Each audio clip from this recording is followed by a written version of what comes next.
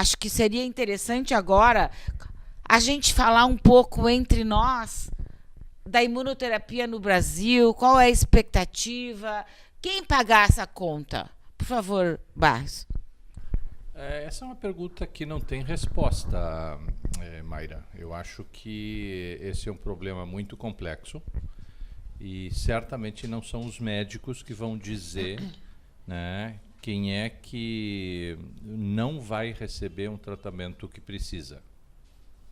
Certo? O médico vai fazer uma indicação independente de qualquer, né, outro cenário. Cada paciente que se apresente, independente da condição dele, é nossa obrigação ética, né, de recomendar qual é o melhor tratamento para aquela situação. Principalmente se nós estamos frente a uma perspectiva de cura. Né? Então, isso do ponto de vista ético, do ponto de vista médico, para mim é muito simples. A questão mais difícil é dizer quem é que não vai receber algo que eventualmente precisa. E essa não é uma decisão médica. Essa é uma decisão conjunta da sociedade que tem que definir, e é assim que eu coloco esta situação, quanto é que custa a vida de uma brasileira com câncer de mama, ou quanto é que custa a vida de um brasileiro com câncer de pulmão. E essa é uma definição coletiva, que envolve governo, envolve sociedade, envolve a FEMAMA, envolve outras ONGs, envolve indústria farmacêutica, envolve pagadores do sistema de saúde, né? Quer dizer, todas estas pessoas têm que sentar em volta de uma mesa, e na minha opinião, a crítica que eu faço há anos nessa situação, é que não temos uma liderança em nenhuma dessas áreas que tenha sido, inclusive na área médica, que tenha sido capaz de colocar todos esses players, todas essas, né, áreas de interesse na mesma mesa, no mesmo quarto, né, para que aquilo seja discutido e se chegue a uma conclusão. Então, é um problema complexo, não tem respostas definitivas, né? Eu sei o que eu não posso fazer. Né? Eu não posso deixar de recomendar um tratamento que potencialmente deva e possa beneficiar uma determinada paciente. E a Rosângela está perguntando aqui, mas como os pacientes podem ter esse acesso à imunoterapia? Eu acredito que no Brasil o acesso mais rápido, eficaz, ainda é através da pesquisa clínica. Eu acho que o acesso via planos de saúde, algumas situações ainda a gente já consegue autorização, mas a grande maioria dos pacientes ainda não tem acesso, e a pesquisa é a forma mais adequada de se conseguir esse tratamento. É óbvio que precisa também verificar se tem a indicação para a situação específica da imunoterapia. Agora, só um comentário com o que o Dr. Barros estava falando. Esse é um problema que não é só do Brasil. É uma discussão mundial, e quando nós vamos em congressos, a gente vê as pessoas fora do Brasil se mobilizando também, e para que todos se sentem no mesmo local, discutam, ok, no nosso país, o que vai ser feito, qual é o paciente que vai receber. E isso é o que a gente sente falta, dessa discussão e dessa tomada de decisão baseada na nossa realidade.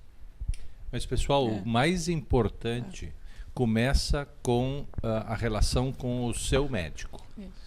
Tem que perguntar para o médico: eu preciso desse tratamento, eu tenho acesso a esse tratamento, o meu plano de saúde, se eu tenho um, paga este tratamento, se não paga, que alternativas eu tenho para conseguir isso, se é importante para mim, né? E eventualmente também nessa listagem de perguntas incluir a perspectiva: será que não tem alguma pesquisa disponível? O senhor não sabe? Aonde é que eu posso me informar? Né? É fundamental a gente criar essa cultura de que os pacientes eventualmente se perguntem isto, porque na participação da pesquisa eu garanto para vocês que vocês vão estar, independente do local do Brasil aonde vocês moram, independente, né, do sua condição sociocultural e financeira, vocês vão estar sendo tratados como se estivessem no melhor hospital do mundo. A Sandra e a Márcia perguntam assim: como podemos incentivar a realização dessas pesquisas? Como as ONGs podem agir pelo acesso à imunoterapia nessas pesquisas? O que podem fazer? As pesquisas vêm naturalmente ao Brasil porque a gente tem pacientes e os centros de pesquisa, tem um centro de pesquisa que a doutora Alessandra coordena no Hospital Moinhos de Vento, tem o centro de pesquisa do Hospital São Lucas na PUC, tem centro de pesquisa, né, no Hospital Conceição, tem centro de pesquisa, né, no Hospital de Clínicas, tem centro de pesquisa no Hospital Mãe de Deus, tem centro de pesquisa na Santa Casa de Porto Alegre. Porto Alegre está absolutamente bem servida de centro de pesquisa. Tem um centro de pesquisa extremamente importante na cidade de Injuí, né, com o Dr. Fábio Franchi. Quer dizer, o Rio Grande do Sul é a liderança, né, na área de pesquisa do ponto de vista de câncer e novas drogas. Não é só imunoterapia. As outras novas drogas que vêm, né, elas estão disponíveis nesta situação. Quanto mais pacientes se interarem, quanto mais pacientes se interessarem, mais pacientes nós colocamos nos projetos de pesquisa, mais pacientes vão se beneficiar, né? E mais interesse os patrocinadores vão ter em desenvolver pesquisas no nosso meio. Então, um círculo virtuoso. Todas as pessoas que participam deste tipo de atividade, né, elas desenvolvem algum tipo de benefício. Então, se começar a conversar isto aqui, então a resposta à pergunta é: divulguem. Façam com que as perguntas sejam feitas ao médico para que os pacientes possam ser encaminhados ao centro de pesquisa para ver se aquela doença especificamente tem algum tipo de projeto que se encaixe especificamente. Bom, a Rosângela já quer ser voluntária do centro de pesquisa com um tumor cerebral. Ela precisa ir através do médico ou ela pode ir direto a um centro? Como funciona?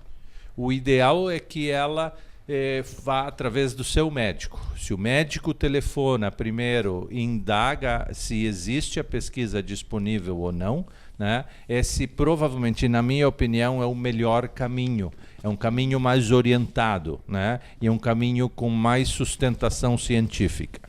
Nada implica em que a pessoa tenha espontaneamente, né, a disposição de ligar para o centro de pesquisa e perguntar, né? E os centros de pesquisa todos têm site. Entrem nos sites do centro de pesquisa, perguntem, e todos eles estão intercomunicados.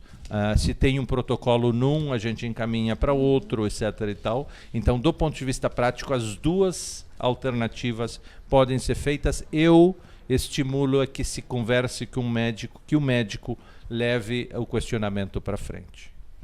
E o Brasil investe, a Clementina quer saber, em pesquisas na área de imunoterapia? Não. Direto, não. Corrigindo, muito pouco. Alessandra, quais os principais efeitos colaterais nesses pacientes? Assim, os efeitos colaterais, eles costumam acontecer relacionados ao estímulo excessivo que o nosso sistema imune tem diante de uma medicação dessas. Na prática, nós não vemos um excesso de efeitos colaterais, não é generalizado isso. Mas, por serem efeitos colaterais diferentes, a gente precisa identificá-los precocemente para que aquele paciente não desenvolva algo grave. Na maioria das vezes é relacionado à diarreia, então inflamação no intestino que provoca diarreia, fadiga, cansaço, alterações endócrinas como hipotireoidismo ou hipertireoidismo, alterações pulmonares, inflamação no pulmão, mas é uma minoria de pacientes, não é um volume significativo. A grande maioria dos pacientes passa muito bem e absolutamente assintomáticos, mas é importante que a gente saiba identificar precocemente essas alterações, porque elas têm tratamento. Sempre que se comparou a imunoterapia, né, com a quimioterapia nas mesmas doenças, a imunoterapia foi muito menos tóxica, né, foi melhor tolerada. Então, é um avanço também nesse sentido, porque a qualidade de vida das pessoas parece ser melhor na imunoterapia. Mas a Alessandra apontou muito bem que os efeitos associados à imunoterapia parecem ser diferentes daqueles que a gente está acostumado com a químio. Mas as pacientes terminam passando durante o tratamento muito melhor do que com a quimioterapia. E o Jorge está perguntando se a imunoterapia, é melhor que a químio, pode substituir a químio. Ficou um pouco confuso como usar. Então, tem algumas doenças onde nós já estamos identificando que a imunoterapia pode ser melhor. O que precisa é que a gente tenha acesso à imunoterapia, que eu acho que é fundamental, e tem algumas doenças em que isso não está muito claro ainda. Por exemplo, o câncer de mama, nós ainda estamos estudando o papel da imunoterapia no câncer de mama. Já existem algumas drogas sendo testadas, mas câncer de pulmão, melanoma, câncer de rim são as doenças que talvez primeiro manifestaram esse benefício da imunoterapia e que a gente costuma indicar com mais frequência. A outra coisa importante, Jorge, é que em alguns pacientes a combinação de quimioterapia e imunoterapia é o melhor tratamento que já se inventou até agora. Então, assim, o tratamento não é necessariamente só de quimio versus imuno. Tem pacientes em que a imunoterapia é melhor do que a quimio e não tem discussão. Mas evolutivamente neste campo, à medida que o tempo for passando, né, nós vamos ver que a maior parte dos pacientes vão ter tratamentos em combinação, ou ora vão receber um, ora vão receber outro. Então, provavelmente uma coisa não é exclusiva de outra. Tem a nossa associada da AME do Ceará diz: os custos dos tratamentos são muito altos, mas se a gente precisa, como proceder para liberar pelo SUS? O SUS não tem nenhuma possibilidade, da forma com que ele está estruturado hoje, de pagar esta conta. Então, esta é a discussão que a Mayra provocou no início do período de discussão, em que um grupo de players diferente vai ter que sentar para resolver, né? Em muitos lugares, não em todos, né, existe esse processo de judicialização, né, que eventualmente sempre é uma alternativa para qualquer pessoa que eventualmente se sinta no direito de ter acesso a um determinado tratamento. A Temis mandou um recado aqui dizendo que está muito bom, esclarecedor. Então, também estamos tendo elogios. Obrigado, Temis. E a Glória quer saber se o Herceptin é um imunoterápico. O Herceptin não é um imunoterápico, ele é um anticorpo monoclonal, mas apesar de ser uma droga muito usada, apesar de ser uma droga já razoavelmente antiga, né, existem dúvidas ainda de como o Herceptin funciona. Nós não temos absoluta certeza de todos os mecanismos de funcionamento do Herceptin. E um dos mecanismos de funcionamento do Herceptin pareceria ter, né, inclusive de todos os anticorpos monoclonais, pareceria ter uma participação importante do sistema imune.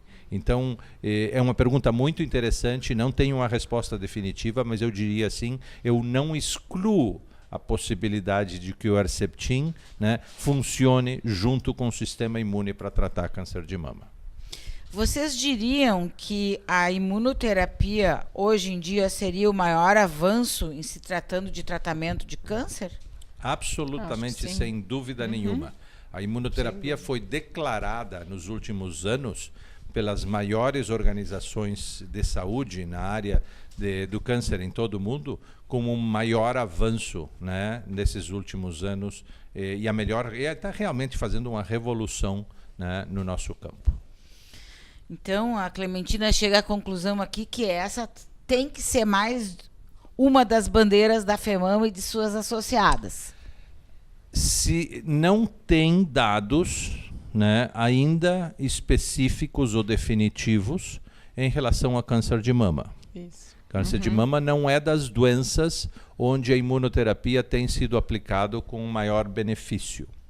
Vai ser publicado um estudo no qual a gente participou e recentemente se concluiu, os resultados foram muito positivos, em câncer de mama triplo negativo, com a combinação de um imunoterápico, que se chama atezolizumab, com quimioterapia.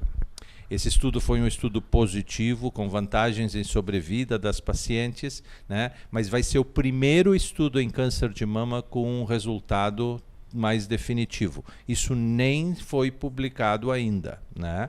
Então, em câncer de mama, recém agora nós estamos entrando nessa área. Se a FEMAMA, né, tem a perspectiva de estimular não só o tratamento de câncer de mama, como eu entendi no início, né? Esta sim deve ser uma bandeira, porque a imunoterapia vai ser necessária para muitos tipos de câncer diferentes.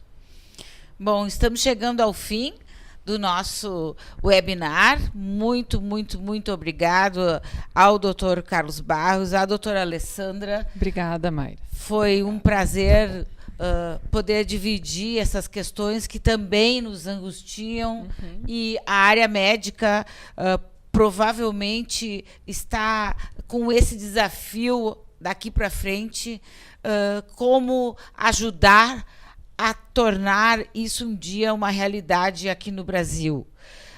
Esse evento foi produzido pela FEMAMA, com o investimento social da Merck e o apoio do Hospital Moinhos de Vento. Obrigado vocês que nos ouviram e que aproveitem, pergunte ao seu médico. Você poderia se beneficiar de imunoterapia? Essa é uma questão que está em aberto. Muito obrigado.